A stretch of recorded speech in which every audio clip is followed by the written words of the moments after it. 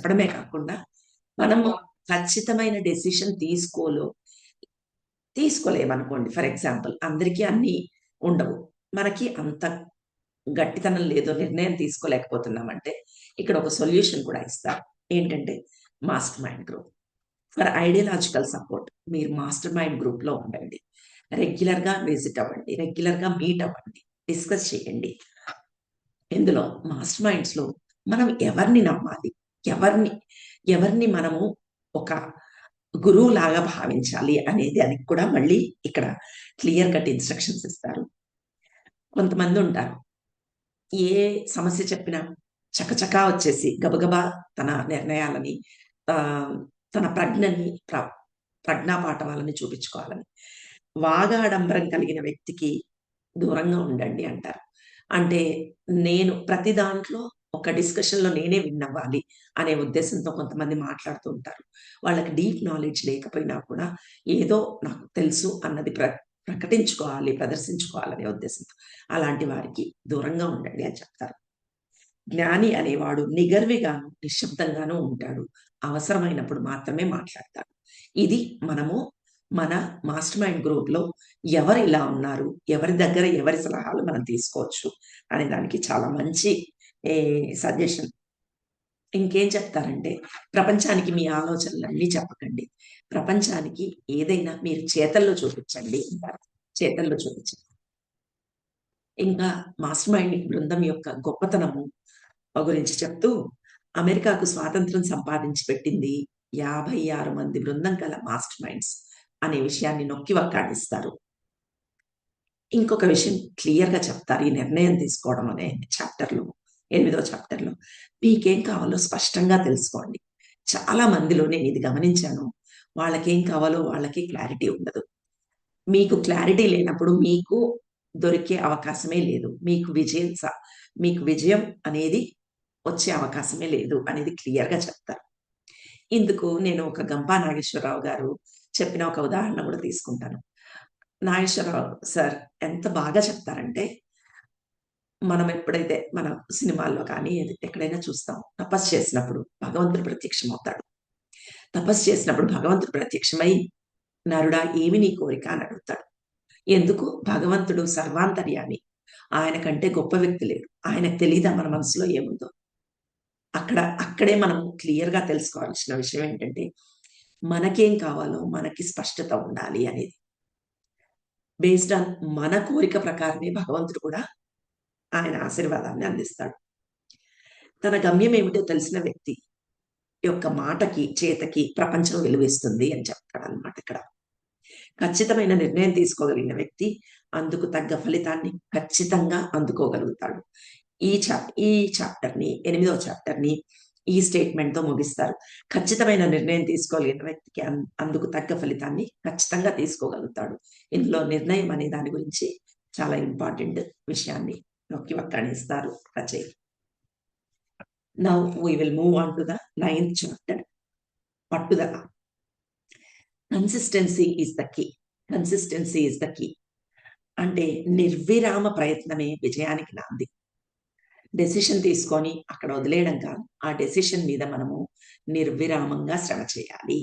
ఇక్కడ కూడా మళ్ళీ చెప్తాడు. నాకు పట్టుదల ఉండట్లేదు. నాకు కోరిక ఉంది.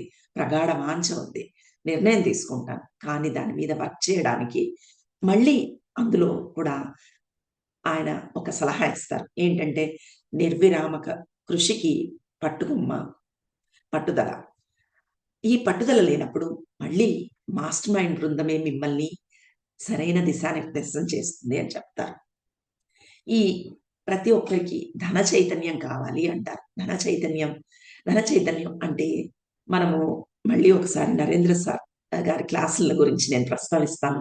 ఇక్కడ మనము మిలియనీర్ మైండ్ సెట్ అనే విషయాన్ని మనం అక్కడ నేర్చుకున్నాం. అందులో ఏ మనకి నమ్మకాలు ఉండాలి. మన మైండ్ సెట్ టువర్డ్స్ మనీ ఎలా ఉండాలి అనే దాని గురించి కూలంకషంగా నేర్చుకున్నాము. అలా ధన చైతన్యం లేనప్పుడు మనము సింపుల్‌గా చైతన్యాన్ని ఆహ్వానిస్తున్నట్టే. మన ధన చైతన్యం లేకపోతే మనం దారిద్ర చైతన్యం అంటూ ఏది పెట్టుకోక్కర్లేదు. కానీ దారిద్ర చైతన్యం దానంతటదే వస్తుంది అని చెప్తారు.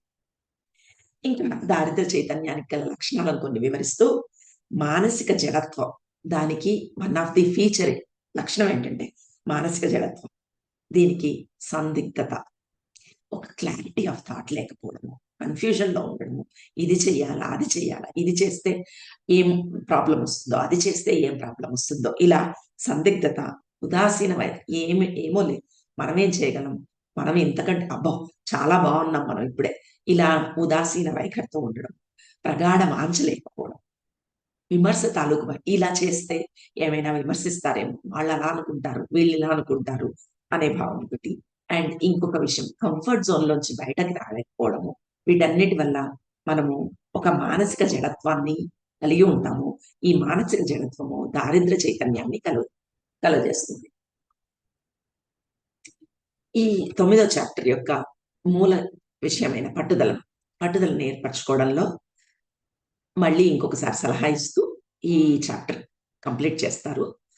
స్పష్టమైన గమ్యం పెట్టుకోవడము, మనకేం కావాలో మనకు తెలిసి ఉండడము, ఇంకా, ఇంకా ఇవన్నీ చేసినా కూడా ప్రగాఢ వాంఛ ఉంది, స్పష్టమైన గమ్యం ఉంది, నిర్ణయాత్మకమైన డెసిషన్ మేకింగ్ కెపాసిటీ ఉంది.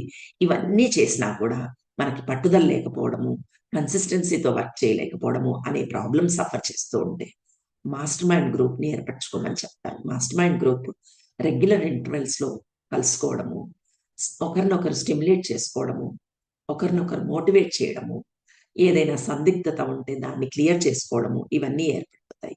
అలాగే ఇంకొక సలహా ఇస్తూ ఈ చాప్టర్‌ని ఎండ్ చేస్తారు. ఇంకొకటి ఏంటంటే సెల్ఫ్ అఫర్మేషన్స్. అంతఃచేతన. అంతఃచేతనని మనము సరైన మార్గంలో పెట్టుకోవాలంటే సెల్ఫ్ అఫర్మేషన్స్ అనేవి చాలా ఉపయోగపడతాయని చెప్తారు. 10వ చాప్టర్‌లో మాస్టర్ మైండ్ యొక్క సామర్థ్యాన్ని వివరిస్తూ మనము ఫైనల్‌గా సంతోషంగా ఉండాలి, విజయంతో ఉండాలి అనుకుంటాం. దీనికి కర్తృత్వంలోనే సంతోషం దాగి ఉంది. ఈ కర్తృత్వమే విజయానికి నాంది అని చెప్తూ, ఈ కర్తృత్వాన్ని లేకపోతే యాక్షన్ స్టెప్ తీసుకోగలిగే సామర్థ్యాన్ని మనలో నింపేదే మాస్టర్ మైండ్ బృందం అని చెప్తారు. ఇంకా నెక్స్ట్ చాప్టర్‌లోకెళ్తూ లైంగిక ప్రవర్తన అని చెప్తూ దీంట్లో ఏం చెప్తారంటే, మనము ఎదుటి వాళ్ళ పట్ల చూపిచ్చే ప్రేమ మన విజయానికి నాంది. ఇది మనందరం కూడా ఎక్స్‌పీరియన్స్ చేస్తూ ఉంటాం. నా కూతురికి గొప్ప జీవితం కావాలి అనే కోరిక మనని ఎంతో సంపాదించడానికి, కష్టపడటానికి, మార్గాలు వెతుక్కోవడానికి ఇది మూల కారణమవుతుంది. అలాగే భార్యకి మంచి జీవితాన్నివ్వాలి, భార్య కోరిక తీర్చాలి, భర్తకి ఎప్పుడు ఇలా ఒక ప్రేమ భావన అనేది కూడా మనలో స్ట్రాంగ్ విల్‌ని కలుగజేస్తుంది అని చెప్తూ 10థ్ చాప్టర్‌ని ముగిస్తారు. ఇంకా 12థ్ చాప్టర్‌లోకొస్తే అంతశ్చైతన్యం. అంతశ్చైతన్యం గురించి మాట్లాడుతూ, అంతశ్చైతన్యం ఇది ఎంతో అద్భుతమైన, ఊహాతీతమైన ప్రభావాల్ని కలిగి ఉంటుంది. అంతశ్చైతన్యం అంటే ఏమీ లేదు. మన ఇంగ్లీష్‌లో చెప్పాలంటే సబ్‌కాన్షియస్ మైండ్. మళ్ళీ మనందరికీ ఒకసారి గుర్తు చేస్తున్నాను. మనము డేలో ఏ డెసిషన్స్ తీసుకున్నా, ఏ పనులు చేసినా only 10% we are using our conscious mind. 90% of the activities are driven by subconscious mind. మీ సబ్‌కాన్షియస్ మైండ్‌లో ఏది ఉంటే అదే జరుగుతుంది. సబ్‌కాన్షియస్ మైండ్ ఇప్పుడు క్వెషన్ ఏంటంటే సబ్‌కాన్షియస్ మైండ్‌ని మనం స్ట్రెంథెన్ చేసుకోవడం ఎలాగా? ఒకటి చాలా సింపుల్. ఏంటంటే చైతన్యాన్ని కేవలం అలవాటు మాత్రమే యథేచ్ఛగా నియంత్రిస్తుంది అంటాడు. అలవాటు చేసుకోవడం. Habits are the basic principles to train your subconscious mind. ఇంకా విషయం కూలంకషంగా ఎక్స్‌ప్లెయిన్ చేస్తూ మన మనసులోని విచక్షణ జ్ఞానం అంటే లాజికల్ మైండ్, కాన్షియస్ మైండ్ నుండి పుట్టుకొచ్చే ప్రేరణల కన్నా అనుభూతి, ఉద్వేగాలతో కూడిన ప్రేరణల ప్రభావానికి అంతశ్చైతన్యం ఎక్కువగా స్పందిస్తుంది. మళ్ళీ ఇంకొకసారి మన నరేంద్ర సార్ క్లాసెస్‌లోకి ఎన్ఎల్‌పిలో కానీ, పవర్ ఆఫ్ సబ్‌కాన్షియస్ మైండ్‌లో కానీ, లేకపోతే ఇంకా లా ఆఫ్ అట్రాక్షన్‌లో కానీ వెళ్తే దీని గురించి మనం మరింత విశేషంగా చూస్తాము. అదేంటంటే అనుభూతి, ఫీలింగ్స్ అండ్ వైబ్రేషన్స్. మనం ఎప్పుడైతే గ్రాటిట్యూడ్‌తో నిండి ఉన్నామో, అది అత్యద్భుతమైన వైబ్రేషన్స్‌ని క్రియేట్ చేస్తుంది. మనం ఎప్పుడైతే సంతోషంతో జాయ్‌ఫుల్‌గా ఉన్నామో, ఇవన్నీ positive and high vibration states. ఈ హై వైబ్రేషన్ స్టేట్సే మన అంతఃచైతన్యాన్ని ఎక్కువగా ప్రతి ప్రతిస్పందింపజేస్తుంది. ఇందులో చెప్తూ సానుకూల అనుభూతులేంటి? పాజిటివ్ వైబ్రేషన్స్ అంటే ఏంటి? ప్రగాఢ వాంఛకు సంబంధించిన అనుభూతి. మనము ఒక కోరికుంటుంది. మలేషియా ట్రిప్ వేయాలి. ఆ ట్రిప్ గురించి అనుకున్న తడవుగా మనకు ఆనందం వస్తుంది. ఒక హై ఎనర్జీ, ఒక ఎంథూసియాజం క్రియేట్ అవుతుంది. ఇవన్నీ కూడా సానుకూల అనుభూతులు అని చెప్తాం. విశ్వాసానికి సంబంధించి నేను చేయగలను, నేను పోగలను, నేను అచీవ్ చేయగలను అనేది. ప్రేమకు సంబంధించిన అనుభూతులు, ఉత్సాహానికి సంబంధించిన అనుభూతి, ఆశకు సంబంధించిన అనుభూతి, ఇవన్నీ కూడా మనని హై వైబ్రేషన్స్‌లో ఉంచుతూ మన అంతఃచైతన్యాన్ని దిశానిర్దేశం చేస్తూ ఉంటాయి అని చెప్తారు. అలాగే మనల్ని మనం చెక్ చేసుకోవడానికి మన అంతఃచైతన్యాన్ని హై వైబ్రేషన్‌లో పెడుతున్నామా? లేదా లో వైబ్రేషన్‌లో పెడుతున్నామా? అనేది తెలుసుకోవడానికి 7 ప్రతికూల అనుభూతుల గురించి కూడా మాట్లాడుకుంటాం. భయానికి సంబంధించిన అనుభూతులు.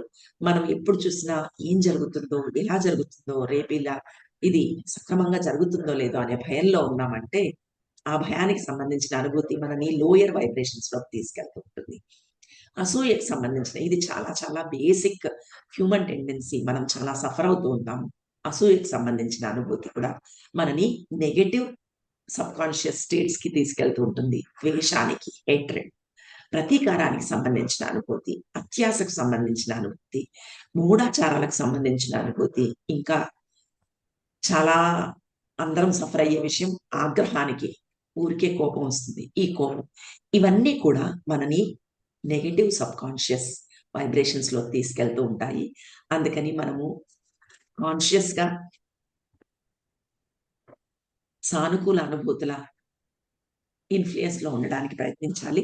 మన అంతశ్చేతనను ఎప్పుడూ ఒక హై వైబ్రేషన్‌లో ఉంచుకోవాలంటే, మనం ప్రగాఢ వాంఛని మళ్ళీ మళ్ళీ గుర్తు తెచ్చుకోవాలి.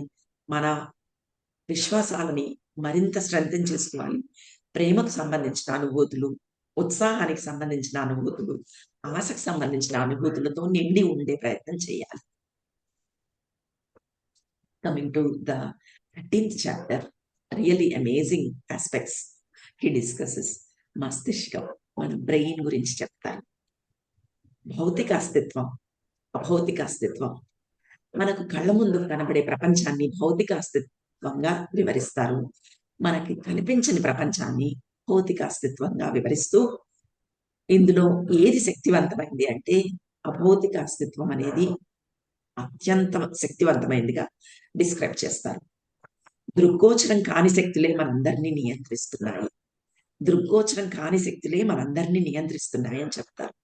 ఇంద్రియ గ్రాహ్యం కాని శక్తి అపరిమితమైన మేధో సంపత్తితో సహా మనిషికి అంతుపట్టదు. దీన్ని అంతుచిక్కించుకోవడం చాలా కష్టమైన ప్రక్రియ.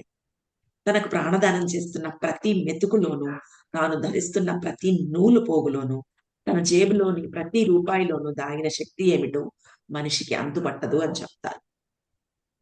ఈ మస్తిష్కాన్ని, ఈ అభౌతిక అస్తిత్వాన్ని, మనకు దృగ్గోచరం గాని ప్రపంచం అత్యంత శక్తివంతమైనది అని నమ్మడము మన విజయానికి మొదటి మెట్టు అని చెప్తారు. ఇంకా నెక్స్ట్ చాప్టర్ 14th చాప్టర్‌లోకెళ్తే సిక్స్త్ సెన్స్ గురించి డిస్క్రైబ్ చేస్తున్నారు. సిక్స్త్ సెన్స్‌ని మనం సిక్స్త్ సెన్స్‌ని జాగరూకపరుచుకున్నట్టయితే మనకి మనం ఒక అజ్ఞాత రక్షకుడి రక్షణలో ఉన్నట్టే, భగవంతుడి రక్షణలో ఉన్నట్టే అని చెప్తారు. ఇది కొంచెం ఇంట్రెస్టింగ్‌గా ఉన్న చాప్టరు. అండ్ ప్రాక్టికల్లీ ఎవరైనా ఇంట్రెస్ట్ ఉంటే దీని గురించి కొంచెం డిస్క్రైబ్ చేస్తాను. మీరు యూ కెన్ ప్రాక్టీస్ ఇట్. ఇందులో ఏం చెప్తారంటే సిక్స్త్ సెన్స్‌ని మనం ఎలా స్ట్రెంథెన్ చేసుకోవాలి. నిజంగా చాలా అబ్స్ట్రాక్ట్ థింగ్‌ని ఇక్కడ ఎక్స్‌ప్లెయిన్ చేయడానికి ట్రై చేశారు. ఇదేంటంటే మనకి స్ఫూర్తి ప్రదాతల్ని ఆరాధించే అలవాటు చేసుకోవాలి. మనకి స్ఫూర్తి ప్రదాతలెవరు? మనకి రోల్ మోడల్స్ ఎవరు? Please make a list of it. ఇందులో ఆయనకి ఉన్న 11 మంది స్ఫూర్తి ప్రదాతల్ని గురించి చెప్తూ ఆయన చెప్తారు. ప్రతిరోజు నైట్ నేను పడుకోబోయే ముందర ఒక రౌండ్ టేబుల్ కాన్ఫరెన్స్ నిర్వహిస్తాను. అందులో ఆ ప్రతి 11 మందిని నేను ఆహ్వానిస్తాను. 11 మంది ముందర నా ఆలోచనల్ని, నా ప్రాబ్లమ్స్‌ని, నా డిఫికల్టీస్‌ని పెడతాను. వాళ్ళందరితో డిస్కస్ చేస్తూ, మీరు ఈ విషయంలో మీరు నాకెలా సహాయపడగలరు అని చెప్తారు. Really this is also an amazing technique. ఇక్కడే కాదు, నేను వేరే పర్సనాలిటీ ట్రైనింగ్ ప్రోగ్రామ్స్‌లో కూడా నేను ఇది మైండ్ వ్యాలీ అనే ప్రోగ్రామ్‌లో కూడా నేను ఇది ఏం ఈ స్ఫూర్తి ప్రదాతల్ని ఆరాధించే అలవాటు, వాళ్ళతో రోజువారీ డిస్కస్ చేసే అలవాటు. అంటే ఫర్ ఎగ్జాంపుల్ ఒక చిన్న విషయం చెప్తాను. మన ముఖేష్ అంబానీ గారు గనక మనకి స్ఫూర్తి ప్రదాత అయితే, అబ్దుల్ కలాం గారు మనకి స్ఫూర్తి ప్రదాత అయితే, మనము ఒక ప్రాబ్లమ్ నుండి ఒక బిజినెసే చేయాలనుకుంటున్నాం. ఈ బిజినెస్‌లో ఎలా ముందరికెళ్ళాలి అని వాళ్ళని ఆహ్వానించి వాళ్ళతో డిస్కస్ చేయడము. ఇలా చేయడం వల్ల ఇది చాలా పైకి కాస్త ఫన్నీగా ఏంటిది అన్నట్టుగా అనిపిస్తున్నా కూడా, మీరిది ప్రాక్టీస్ చేస్తూ ఉంటే మీకు సిక్స్త్ సెన్స్ రూపంలో మీ స్ఫూర్తి ప్రదాతల నుండి ఎన్నో ఇన్ఫర్మేషన్స్, ఇన్‌స్ట్రక్షన్స్ దొరుకుతాయి అనేది చాలా అద్భుతంగా వర్క్ చేస్తుంది ఇది అనేది కూడా మన రచయిత దీంట్లో చెప్తారు. నెక్స్ట్ చాప్టర్ 15థ్ చాప్టర్‌లోకెళ్తే దీంట్లో 6 భయ పిశాచాల గురించి డిస్కస్ చేస్తారు. మనము రకరకాల భయాల్లో ఉంటాం. అన్ని భయాలను క్లాసిఫై చేసి ఒక 6 భయాలుగా, ఫియర్స్‌గా ఆహ్, క్లాసిఫై చేశారు. పేదరికం వల్ల భయం, విమర్శ అంటే భయం, రోగ భయం, ఎవరి ప్రేమనైనా పోగొట్టుకుంటామనే భయం, వృద్ధాప్యం అంటే భయం మరియు మరణ భయం. పేదరికం. ఇది పేదరికం గురించి ఇంకొంచెం డీటెయిల్డ్‌గా చెప్పాలనుకుంటున్నాను. ఎందుకంటే మనం ఐశ్వర్యవంతులు కావాలనే ఆహ్, మోటోతో దీంట్లో ఈ 'థింక్ అండ్ గ్రో రిచ్' అనే పుస్తకం ఉంది. పేదరికం అనేది యాక్చువల్‌గా చెప్పాలంటే ఇది ఒక ఎకనామికల్ స్టేటస్ కాదు, ఫైనాన్షియల్ స్టేటస్ కాదు. ఇది ఒక మానసిక స్థితి అని చెప్తారు. పేదరికం వల్ల పరమ భయంకరమైనదిగా, ఈ పేదరికం అనేది పరమ భయంకరమైనదిగా అభివర్ణిస్తారు. మనము ఫస్ట్ నుండి ఎన్నో డిస్కస్ చేసుకున్నాము. ఎన్నో లక్షణాలు, నాయకత్వ లక్షణాలు అండ్ పాజిటివ్ యాటిట్యూడ్ లక్షణాలు. ఈ పేదరికంలో ఎవరైతే సఫర్ అవుతూ ఉంటారో వాళ్ళకి నాయకత్వ లక్షణాలు గానీ, క్లారిటీ ఆఫ్ థాట్ గానీ, నిర్ణయాత్మక డెసిషన్ తీసుకునే ధైర్యం కానీ ఉండే అవకాశాలు లేవు అని చెప్తారు. స్పష్టమైన లక్ష్యం లేకపోవడము, సందిగ్ధత ఉండడము, సందేహాలు, సాకులు వెతుక్కోవడము, ఇవన్నీ కూడా పేదరికం అనే మానసిక స్థితిలోంచి ఉద్భవించినవిగా చెప్తారు. ఇంకా ఏం చెప్పాలంటే, వాళ్ళు అతి జాగ్రత్తతో ఎక్కువగా సఫర్ అవుతూ ఉంటారు. ప్రతి విషయంలోని ప్రతికూలతలను వెతుకుతూ, ఇలా చేస్తే అలా జరుగుతుందేమో, అలా చేస్తే అలా నెగెటివ్‌గా వస్తుందేమో, లాస్ వస్తుందేమో అనే విషయంతోటి వాళ్ళు భయపడుతూ, బాధపడుతూ ఉంటారు. వాళ్ళు ఇంకా నిర్ణయం తీసుకునే ధైర్యం లేకపోవడం వల్ల, సాకులు వెతుక్కునే మనస్తత్వం ఉండడం వల్ల, ఒక జాప్యం చేయడం. ప్రతి ఒక్క విషయాన్ని ప్రొకాస్టినేట్ చేస్తూ ఓహ్, సంవత్సరాల తరబడి ఎక్కడ వేసిన గొంగళి అక్కడే ఉన్నట్టుగా ఉంటూ ఉంటారు. వాళ్ళు ముందరికి వెళ్ళలేరు అనే విషయాన్ని చెప్తారు. విమర్శ అంటే భయం. ఇంక రెండో దానికి మనం ఏ పని చేయాలన్నా వాళ్ళేమంటారో, వీళ్ళేమంటారో, వీళ్ళు కామెంట్ చేస్తారేమో అనే భావన మనం భయపెడుతూ ఉంటే ముందరికి వెళ్ళడం చాలా కష్టం. ఈ విమర్శ అనే భయం ఎందుకు ఏర్పడుతుందో చెప్పలేమని చెప్తారు.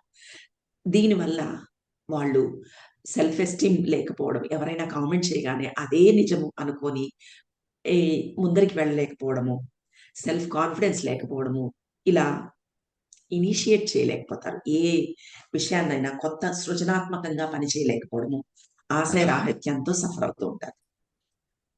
ఇంకా నెక్స్ట్ భయం ఏంటంటే రోగ భయం. ఆయన ఈ రోగ భయాన్ని నిత్య నరకంగా అభివర్ణిస్తారు. వాళ్ళకి యాక్చువల్‌గా ప్రాబ్లమ్ ఉండదు. కానీ హైపోకాండ్రియా అంటే ఏంటంటే ఊహాజనితమైన రుగ్మత. నాకేదో ప్రాబ్లమ్ ఉంది. ఈ ప్రాబ్లమ్ కాపోతే ఇంకో ప్రాబ్లమ్. కాళ్ళు నొప్పులున్నాయి, ఒళ్ళు నొప్పులున్నాయి, లేకపోతే లివర్ ప్రాబ్లమ్, డైజెషన్ ప్రాబ్లమ్ ఉంది. ఇలా ఏదో ఒక ప్రాబ్లమ్‌ని ఊహించుకుంటూ ఎప్పుడు చూసినా నేను ఇది పని చేయలేకపోతున్నానంటే ఆ ఆరోగ్యం బాలేకపోవడమే అనే సాకుతూ వెతుకుతూ అండ్ ఇంకా సానుభూతి కోసం వెంపర్లాడుతూ ఉంటారు. ఇంకా నెక్స్ట్ భయంకొస్తే ప్రేమను కోల్పోయే భయం. ఈ ప్రేమను కోల్పోయే భయం తాలూకు లక్షణాలు ఏంటంటే అసూయ. వాళ్ళు అసూయతో నిండి ఉంటారు.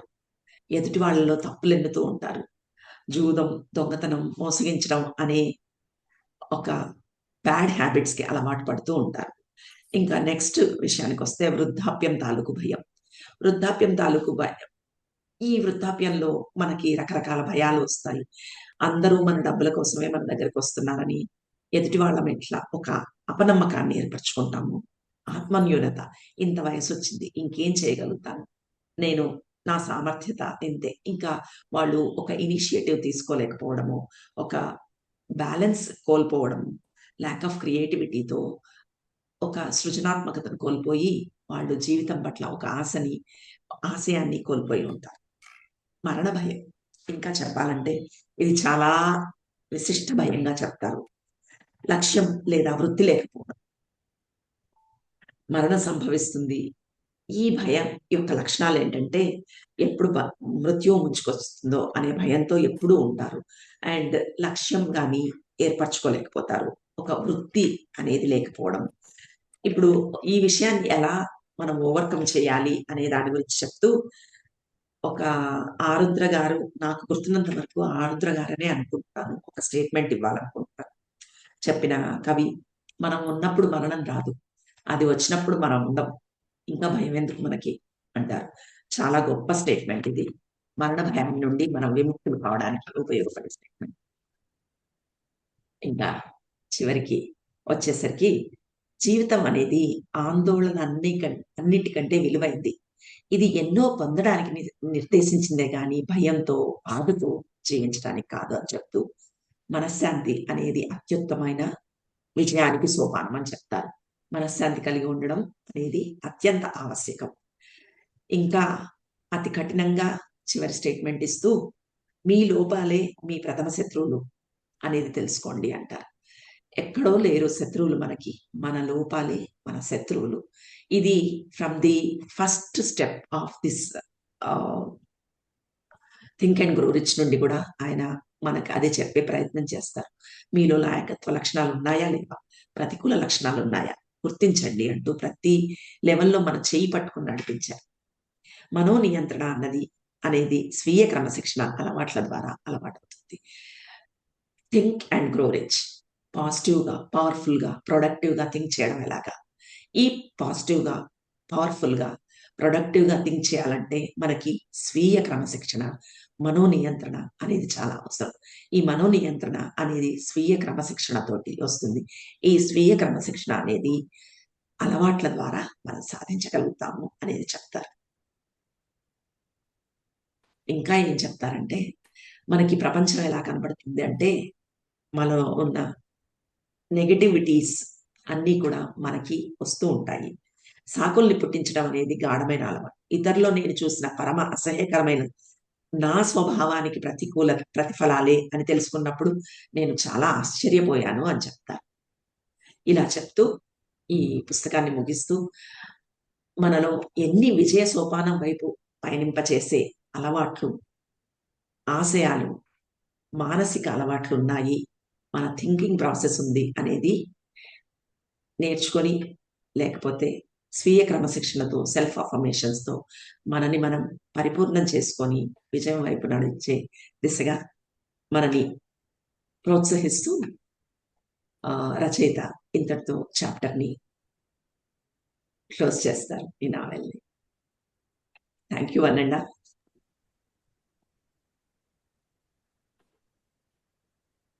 Great madam. చాలా చక్కగా 15 చాప్టర్స్ని 3 భాగాలుగా దాన్ని చాలా బాగా చెప్పారు. 1 నుంచి 7 వరకు చాప్టర్లు 2 సిరీస్లోనూ, 8 నుంచి 15 చాప్టర్లు ఈరోజు నిర్ణయాల గురించి, పట్టుదల గురించి, అంతర చైతన్యం గురించి, భౌతిక అస్తిత్వం గురించి, సిక్స్త్ సెన్స్ గురించి, భయాలు అనే వాటి గురించి చాలా వివరించి చెప్పారు. ఇక్కడ ఈ సిక్స్త్ సెన్స్ అనేది నేను నాకు బాగా నచ్చిన పాయింట్ అండి. దాన్ని నేను ఇంప్లిమెంట్ చేశాను. నాకు అంటే మీరు ఒక స్ఫూర్తి ప్రదాతని ఎన్నుకోమన్నారు. నేను ఒక స్టార్టింగ్ నా ప్రొఫెషన్లో ఒక స్ఫూర్తి ప్రదాత నా గురువు గారు టి రామకృష్ణారావు గారిని, ఆయన నాకు మోడల్. ఆయన తీసుకొని ఆయన ఎలా మాట్లాడతాడు, ఎలా వర్క్ చేస్తాడు, ఎలా నిర్ణయాలు తీసుకుంటాడు, ఏ సమస్యకి ఏ విధంగా స్పందిస్తాడు అనేది నేను అలాగా చేశానండి. చేసి నేను సక్సెస్ అవడం అనేది జరిగింది.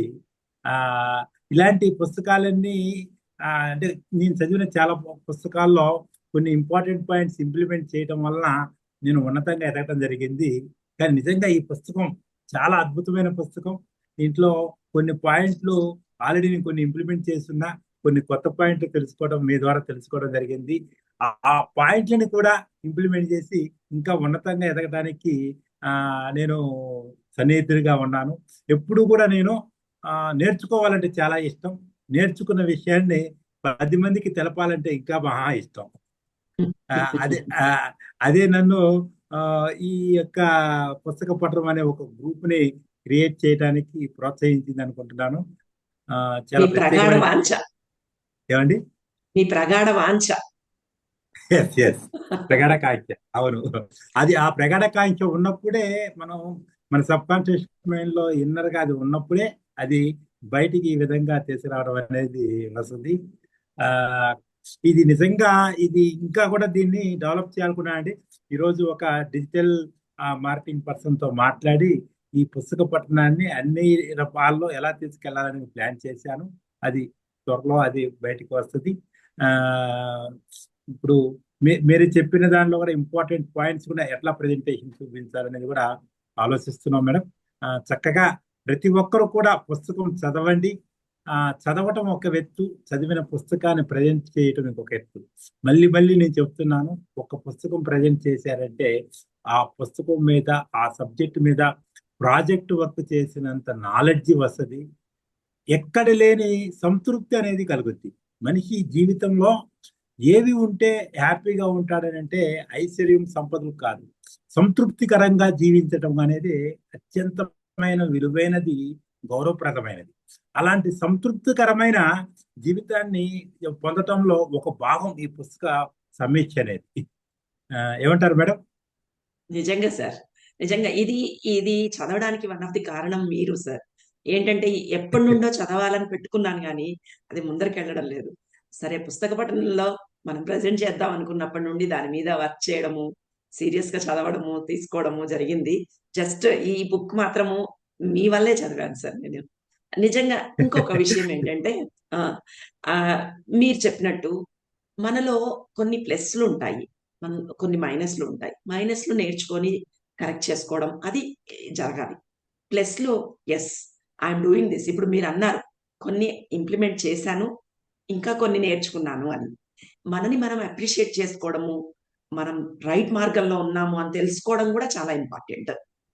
అది మనకు ఒక ఒక కాన్ఫిడెన్స్ ఇస్తుంది. మనము మన దిశానిర్దేశం కరెక్ట్ గానే ఉంది, మనం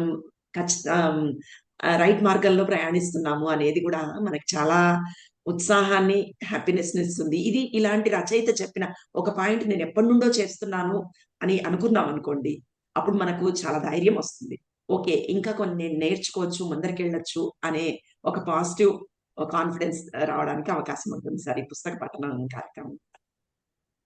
very good yes, sir. Correct అసలు మేడం, చాలా చక్కగా చెప్పారు. సిక్స్త్ సెన్స్ యొక్క మీ ఎక్స్పీరియన్స్ కూడా చాలా చాలా బాగుంది సార్. స్ఫూర్తి ప్రదాతలు ఎంత ఇన్ఫ్లుయెన్స్ చేస్తారు మనని, వాళ్ళతో ఇది చాలా, అంటే ఆ ఎక్స్పెరిమెంట్ అంతా చదివినప్పుడు ఇది అందరూ అర్థం చేసుకోగలరా అనే ఒక క్వశ్చన్ మార్క్ వచ్చింది. కానీ ఆయన ఒక ఒక స్ట్రాటజిక్ పద్ధతిలో చెప్పారు. మనకు ఒక 4 5 స్ఫూర్తి ప్రదాతలు ఉంటే వాళ్ళందరినీ మనము పర్సనల్ గా ఆహ్వానించి, వాళ్ళందరూ మన పక్కన కూర్చున్నట్టు, నేను ఈ ప్రాబ్లమ్ ని ఫేస్ చేస్తున్నాను, మీరైతే ఎలా సలహా చెప్తారు అని కొంచెం టైం ఇస్తే స్లోగా వి విల్ స్టార్ట్ థింకింగ్. మీరు అన్నారు ఒక ప్రాబ్లమ్ ని సార్ ఎలా ఆలోచిస్తారు అని చెప్పేది నేర్చుకున్నాను అని చెప్పి. అలా గొప్ప గొప్ప వ్యక్తుల దగ్గర నుండి మనము రకరకాల aspects of a particular thing నేర్చుకోగలిగితే అద్భుతంగా ఉంటుంది మన జీవనం. అది సార్. ఎస్ మేడం, చాలా బాగా చెప్పారు. ఇది డాక్టర్ పట్టాభిరాము చిన్న పుస్తకాలు కొద్దిగా బాగా వెడల్పోది. స్ఫూర్తి ప్రదాతలు ప్రపంచ అంటే ఇండియాలో శాస్త్రవేత్తలు, ప్రపంచ శాస్త్రవేత్తలు అలాంటివి ఒక 10 పుస్తకాలు ఉన్నాయండి. ఒక్కొక్క పుస్తకంలో ఒక 10 మంది గొప్ప వాళ్ళు, ప్రపంచ ఆ అంచెలో గొప్ప వాళ్ళ పేర్లు ఉన్నాయి. అవి చిన్నప్పుడు ఆ పుస్తకాలు తెచ్చి మా పిల్లలకి దాన్ని చదివించేవాడినండి. చదివిస్తే మా మా చిన్న బాబు అయితే, అంటే అప్పటికే పెద్దోడు అయిపోయాడు. చిన్న బాబు దాన్ని స్టార్టింగ్ వాడు చదివి ఎంత అంటే నేను పేజీ తిప్పే లోపల స్పీడ్ గా చెప్పేసేవాడు. టక్క టక్క టక్క టక్క చెప్పేసేవాడు. 10x10 100 మంది పేర్లు చెప్పేవాడు అండి. ఓ అంటే గ్రేట్ గ్రేట్ సార్. ఒక్కొక్క పుస్తకాన్ని నేను చిన్నప్పుడు ఏంటంటే పిల్లలకి ఎలాగా మోటివేట్ చేసేవాడిని అంటే, ఏదైనా ఒక వస్తువు కావాలంటే ఓకే కొనిస్తాననేవాడిని. మా వాడు ఒక కారు కావాలంటే అది ఒక కంపెనీ ఏదైనా కారు కొత్తగా రిలీజ్ చేసిందంటే దానికి రిమోట్ కారు ముందు రిలీజ్ చేస్తుంది మార్కెట్లోకి. ఒక ఓకే. కంపెనీ అప్పుడు కొత్త కారు రిలీజ్ చేస్తే ఆ కారు కావాలి డాడీ అంటే ఆ రిమోట్ కార్ తీసుకొచ్చి ఇచ్చాను బాబుకి. రిమోట్ కార్డుతో ఆడుకుంటూ, అరే బాబు నువ్వు కారు కావాలంటే కొను, కానీ కారును కాదు, కారు కంపెనీ కొనేసేయి. నీకు ఏ గ్రేట్ సార్ వస్తువు అయితే రతన్ టాటా గారి. కావాలో ఆ వస్తువు యొక్క కంపెనీ కొను అని పిల్లలకి చిన్నప్పుడు ఎందుకో అలా చెప్పాలనిపించింది. నేను చదివిన పుస్తకాల లో ఉన్న అంశం అయితే ఏమో కానీ అలా రతన్ పిల్లల్ని టాటా గారి స్టేట్మెంట్ కదా సార్ ఇది. yes. ఏ వస్తువైనా కావాలంటే తీసుకో, ఆ వస్తువును కాదు, ఆ వస్తువు యొక్క కంపెనీని కొనేసి అని చెప్పి చెప్పడం జరిగిందండి. ఇదిగోండి ఇప్పుడే మా మిస్సెస్ తీసుకొని చెప్తుంది ఈ పుస్తకాలు ఇవి. డాక్టర్ ఓ పట్టాభిరామ పుస్తకాలు ఇవి. ఆ, స్ఫూర్తి ప్రదాతలు. స్ఫూర్తి ప్రదాతలు, ప్రపంచ ప్రఖ్యాత శాస్త్రవేత్తలు. ఇది నేను స్క్రీన్ చేస్తానని కొద్దిగా.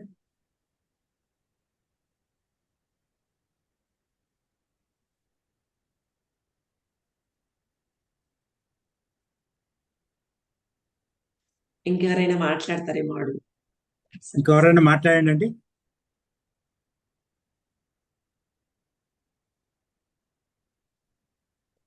శిరీష గారు. మేడం నమస్తే మేడం. నమస్తే సార్. చెప్పండి సార్ సురేష్ సార్. మేడం ఈరోజు చాలా చక్కగా వివరించారు మేడం. చాలా బాగా అర్థమైంది కాన్సెప్ట్స్ అనేవి. యాక్చువల్ గా ఏంటంటే పుస్తకాలు అనేది ఆ టాపిక్స్, ఆ సిక్స్త్ సెన్స్ విషయం కానీ ఏదైనా కానీ మీరు వివరించిన విధానం కానీ అంతా కూడా చాలా బాగా ఎక్స్ప్లెయిన్ చేశారు madam. Thank you madam. Thank you Srinivas sir. Thank you sir. నమస్తే మేడం. నమస్తే అమ్మా. చాలా బాగా ఉంది మేడం. ఇది ప్రతి ఒక్క చాప్టర్ నేను ముందు 2 వీక్స్ లో ఒక వీక్ అటెండ్ అయ్యాను, బట్ నోట్ చేసుకోలేదు. ఈ వీక్ మాత్రం కూర్చొని నోట్ చేసుకున్నాను అన్ని. చాలా బాగుంది. సెల్ఫ్ వర్త్ అంటే ఏంటి, బిహేవియర్ ఎలా ఉంది వేరే వాళ్ళతోటి మీకు, తర్వాత వచ్చేసి ఆరోగెంట్ గా బిహేవ్ చేస్తున్నారా, ఇవన్నీ చెప్పారు. ఈ పట్టుదల అనే దాంట్లో మానసిక జడత్వం అసలు ఉండకూడదు అన్నారు. అది నేను చాలా ఎక్కువగా ఉంటాను అనమాట. ఏం అవసరం లే, ఎందుకులే, ఇవన్నీ వదిలించుకోవాలనే విషయం కూడా నాకు తెలియలేదు. మీరు ఇప్పుడు ఇవన్నీ చెప్తుండే ఓహో ఇవన్నీ చేయకూడదా, మనం అలా ఉండకూడదా అనిపిస్తుంది. అసలు కంఫర్ట్ జోన్ లోనే నుంచి బయటికి రాకుండా బాధపడతారన్నారు. అది చాలా బాగుంది మేడం. అవన్నీను తర్వాత ఈ భయాలు అనేవి కూడా 6 భయాలు అని చెప్పారు. అవి కూడా చాలా ఇదిగా ఉంది. తర్వాత స్వీయ క్రమశిక్షణ అనేది అలవాట్ల ద్వారా మాత్రమే సాధ్యం వస్తుంది అన్నారు. నేను ఈ గ్రూప్ లోకి వచ్చిన తర్వాత ఈ బుక్స్ కొంచెం చదువుతూ ఉన్నాను. ఇది చదువుతూ ఉన్నాను మేడం. ఈ అటామిక్ హ్యాబిట్స్ చదువుతున్నాను ఇప్పుడు. ఏంటంటే డేట్ వేసుకొని అంటే ఈ టైప్ బుక్స్ కి బ్రెయిన్ పోక ఎప్పుడో ఒకసారి చదువుతూ ఉంటున్నాను. అలా కాకుండా డైలీ ఒక 2 పేజెస్ చదవాలి, అర్థమైనా అర్థమైనా అనేసి పెట్టుకున్నాను. సో ఇప్పుడు అట్లా నేను అది ఏ పని ఉన్నా ఒక 2 పేజెస్ మాత్రం కంపల్సరీ రీడ్ చేస్తున్నాను. తర్వాత చూద్దాం అంటే 2 టైమ్స్ చదివితే గానీ ఏ బుక్ అయినా వెళ్ళదు అన్నారు బ్రెయిన్ లోకి. సో అలా ఇక్కడ ఆ బుక్ లోనే చెప్పారు అలవాట్ల ద్వారానే ముందు మీరు ఉంటుంది అనేసి. సో ఫస్ట్ నేను ఏదో అర్థమైపోవాలి కాదు, ఫస్ట్ అలవాటు చేసుకోవాలనే స్టార్ట్ చేస్తున్నాను. ఇది చాలా బాగుంది. ఎక్సలెంట్ అండి. చాలా బాగా చెప్పారు మేడం. ఇవన్నీ అసలు ఎంత బాగున్నాయంటే ఈ సిక్స్త్ సెన్స్ అనేది ఒక మోడల్ ఫేమస్ పర్సన్ గురించి ఆలోచిస్తూ వాళ్ళ గురించి చేయండి అంటున్నారు. అది బాగుంది. నేను మా బాబు చేత చదివించాలని ట్రై చేస్తూ ఉన్నాను బుక్స్. అది ఎలా ఎంత వయసు అలవాటు మేడం? 11 years ma'am. ఏం పర్వాలేదు మేడం, మీరు పుస్తకం పట్టుకోండి, ఆటోమేటిక్ గా వాళ్ళు పట్టుకుంటారు. మీరు ఇప్పుడు ఆల్రెడీ చేస్తున్నారు ఆ పని, కన్సిస్టెంట్ గా చేయండి అంతే, చాలు. అవే 2 పేజీలు చాలు. చదువుతున్నాడు మ్యామ్. వాడు ఏంటంటే వింపీ కిడ్స్ ఇలా ఇష్టపడుతున్నాడు కానీ ఇప్పుడు ఇదేంటో సుధామూర్తి అనేసి ఉన్నింది ఒకటి తెచ్చాను మ్యామ్ మార్కెట్ నుంచి. దీన్ని చదివించడానికి నేను వాడితో పడే బాధ, ఆల్వేస్ వింపీ కిడ్ కాదు ఇంకేదైనా చేయాలి నువ్వు అంటే ఇష్టపడడం లేదు. మీకు అందులో సొల్యూషన్ దొరుకుతుంది చూడండి. మీ అటామిక్ హ్యాబిట్స్ లో, అవునా పిల్లల్లో మేడం? అటామిక్ హ్యాబిట్స్ లో ఇన్సెంటివ్స్ ఇవ్వడం ఎలాగా. నువ్వు 2 pages ప్రశాంతంగా కూర్చొని చదివితే నేను 10 నిమిషాలు ఆడుకోవడానికి పర్మిషన్ ఇస్తాను. సంథింగ్ ఏదో ఒక Okay. ఇంటెన్సివ్ ఇవ్వండి. Okay. అప్పుడు స్లోగా కొన్ని రోజులు దానికోసమే చదువుతాడు. చదువుతూ దీంట్లో ఇంట్రెస్ట్ అనేది డెవలప్ అవుతుంది. అప్పుడు Okay. వాళ్ళు ఇది వదిలిపెట్టారు. అట్లాంటివి చాలా ఉంటాయి దాంట్లో. అవునా మీరు- మ్యామ్? అయితే నేను స్టార్టింగ్ లోనే ఉన్నాను, మొత్తం అయిపోయింది. పర్వాలేదు. అందులో నిజంగా చాలా ఎక్సలెంట్ బుక్ ఎంచుకున్నారు మీరు. Atomic habits are the one which determines our life అండి. మనము మీ పిల్లలకి ఇప్పుడు మీరు నేర్చుకున్నారంటే మీ పిల్లల జీవితం సగం మారిపోతుంది. Okay. Very good. Thank you, thank you.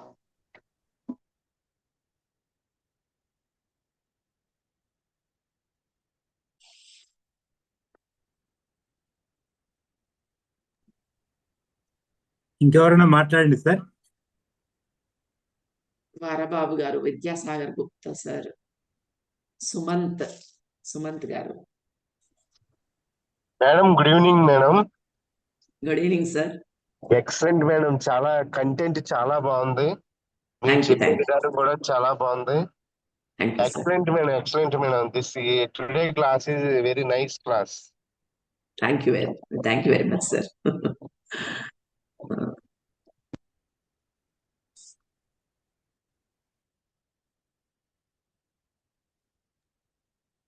Padmavati గారు, దీప్తి, తేజస్. నేను రమణిని.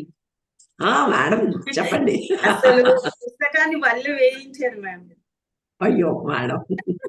నిజంగా. ఎందుకంటే మనము పూర్వం చదువుకునేటప్పుడు వల్లి వేయించేవారు కదా గురువులు. అట్లాగా మీరు ఫస్ట్ దాన్ని సెకండ్ కి వచ్చినప్పుడు ఫస్ట్ ది చెప్పారు కొన్ని పాయింట్స్, ఇప్పుడు థర్డ్ కి వచ్చినప్పుడు 1, 2 కలిపి చెప్పారు. అంటే ఆ విధంగా చెప్పబట్టి మనకి వల్లి వేయించడం అయింది అని అనిపించింది నాకు. Okay, so nice madam. Yes, ma'am. చాలా బాగుంది సెషన్. ఈసారి ఇప్పుడు చదివితే మాకు ఎక్కేస్తుందేమో ఇంకా పూర్తిగా. Yes madam, it helps a lot. Okay ma'am, thank you. Thank you madam. Sir Vidyasagar గారు, సార్ అవకాశం ఉంటే మీరు మాట్లాడండి సార్.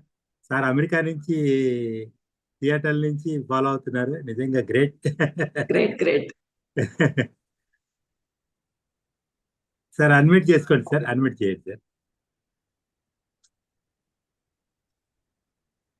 అన్మ్యూట్ లో సార్, మ్యూట్ లో ఉన్నారు, అన్మ్యూట్ చేయండి సార్. సార్ అక్కడ మనకి రెడ్ బటన్ నొక్కండి, అన్మ్యూట్ అవుతుంది. అన్మ్యూట్ అయితే మీ వాయిస్ మాకు వినపడుతుంది సార్.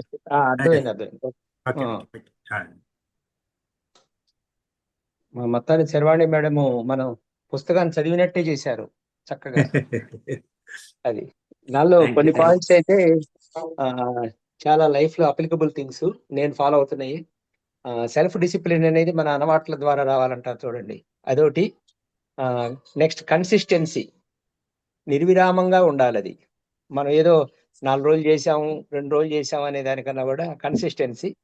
తర్వాత ఇంకో పాయింట్ బాగా నచ్చింది ఏంటంటే, మనం ఏదైతే ప్రగాఢంగా విశ్వసిస్తామో సబ్ కాన్షియస్ మైండ్, ఆ సబ్ కాన్షియస్ మైండ్ లో ఏదైతే ప్రింట్ అయిపోతుందో అది రిఫ్లెక్ట్ అవుతుంది అని చెప్పారు. మొత్తానికి చాలా ఆ పుస్తకాన్ని చదివినట్లే ఉంది. Thank you very much sir. బాగుందమ్మా Sharvani. Thank you very much sir. Blessings sir. మరొకసారి కూడా థ్యాంక్స్ అమ్మా. Okay, great sir. మీరు అమెరికాలో ఉండి కూడా ఫాలో అయినందుకు మాత్రం చాలా చాలా ప్రత్యేకమైన ధన్యవాదాలు సార్. ఇందాక అన్నారు కదా సెల్ఫ్ డిసిప్లిన్ అనేది అలవాట్ల ద్వారా వస్తుందని, అది దీన్ని అలవాటుగా చేసుకున్నాం కాబట్టి నేను మొన్న మిస్ అయ్యాను last 2 times. Okay okay. Last time కొంచెం లేట్ గా వచ్చాను. ఇది పేరెంటింగ్ గురించి అనిత మేడం మాట్లాడారు కదా, అప్పుడు లేట్ గా వచ్చాను. Okay okay. అప్పుడు ఇంకాస్త దాన్ని పట్టుదలగా ఈసారి మిస్ కాకూడదు అనుకున్నాం. ఎప్పుడైతే మనం కమాండ్ ఇచ్చామో సబ్ కాన్షియస్ మైండ్ కి, అది ఆ టైంకి మనం లేపింది. మార్నింగ్ ఆ, ఎమ్మటే లేపింది. అది ఇక్కడ అసలు తెల్లారేటప్పటికే 8 అవుతుంది, 7:30 అట్లా అవుతుంది ఇక్కడ. అవును. రాత్రి బిజినెస్ కాల్స్ అవన్నీ మాట్లాడి పడుకునేటప్పటికి 1 o'clock అవుతుంది నాకు.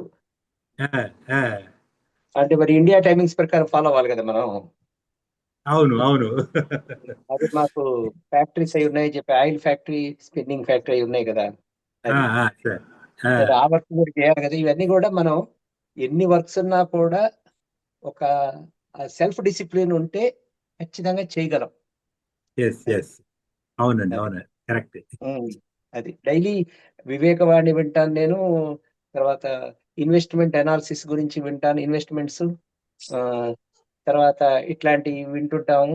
మనకి డైలీ ఈ మెడిటేషన్ క్లాస్ కి అటెండ్ అవుతాను నేను, జూమ్ కాల్ కి డైలీ 1.5 hour మెడిటేషన్ క్లాస్ కి.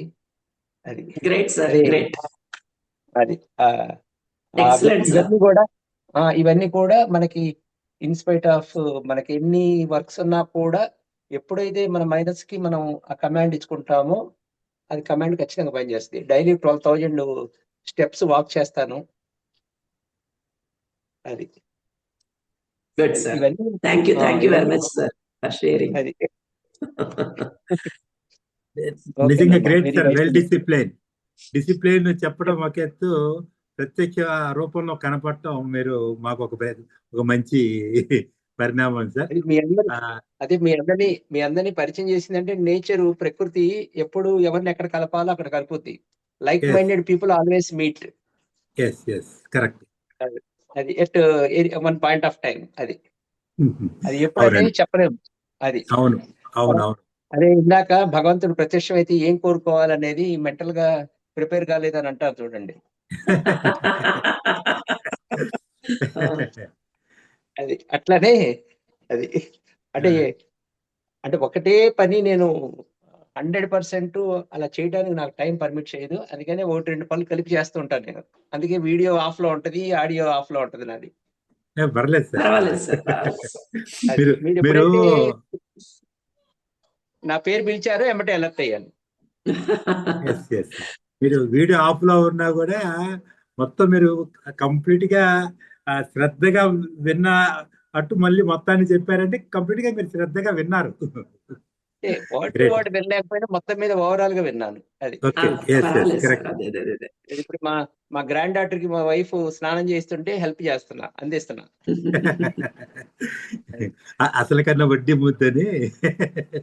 కాదు కాదు కాదు అది సార్, మన రెస్పాన్సిబిలిటీ. దానికోసం వచ్చాం కదా, వాళ్ళకి హెల్ప్ చేద్దామని వచ్చాం కదా మనం. మీకు ఈ వయసులో మనవళ్ళు మనవరాళ్ళే ముద్దంట సార్.